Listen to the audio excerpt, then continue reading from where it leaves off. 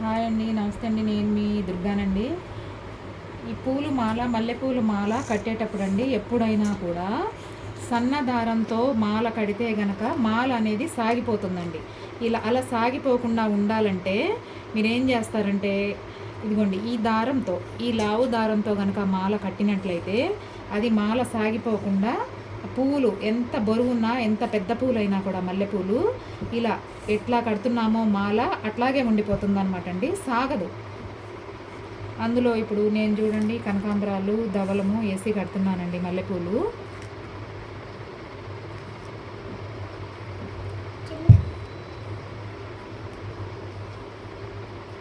ఎప్పుడైనా మీరు కూడా ట్రై చేసి చూడండి. మామూలు దారంతో కట్టినట్లయితే సాగిపోతాయి, అలా కట్టకుండా ఈ దారంతో ట్రై చేసి చూడండి. చూసారా ఎంత దగ్గరగా వస్తుందో? ఇలా కట్టిన మాల సాగకుండా ఉండిపోతుందండి. సాగకుండా మీరు తలలో పెట్టినా కూడా సాగదనమాట అండి. అది దారం బట్టే మాల అనేది ఉంటుందండి గట్టిగా.